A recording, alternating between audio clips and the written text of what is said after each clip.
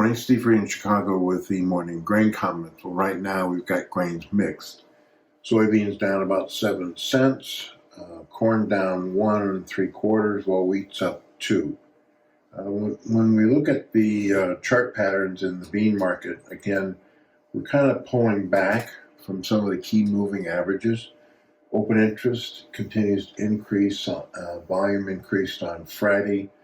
And for the beans, it looks like most of the Midwest is going to see normal rain, but maybe normal to above temperatures over the next 2 weeks.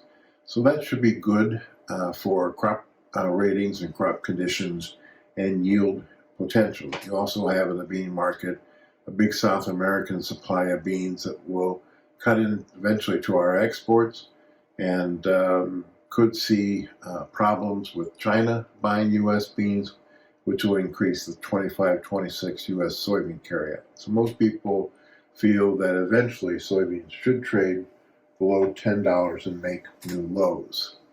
In the product side, again, biodiesel demand helped soybean oil rally to almost 57 cents a pound. At that price, we're cutting into some of the margins, especially if crude oil drops below $60 a barrel.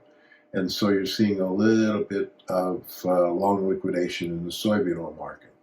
Soybean meal was oversold. It rallied a little bit up into the 20-day moving average, but now meal is overpriced given the fact that there'll be a lot of protein in the world as we crush for oil. The corn market, again, we're seeing open interest decline to season lows. We saw a little bit of a bounce in the corn market, and now we're seeing it sell off a little bit. Farmers are not selling corn, and so that's helping the domestic basis, but we do feel that the crop growing conditions will help the corn yield make new record highs, and this plus the Brazil record corn crop will probably see demand, supply exceed demand. And in the other factors in the corn market, again, you've got uncertainty about global demand of energy, and if that slows the demand for feed and corn. In the wheat market, we're seeing a little bit of a bounce today. Chicago wheat's up a penny. Open interest continues to increase. Volume picked up on Friday.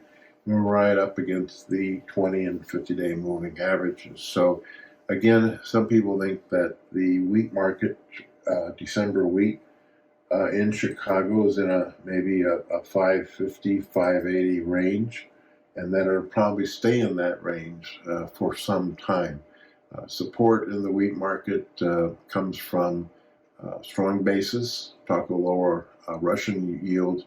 Resistance comes from the talk of a better 2025-26 Southern Hemisphere crop.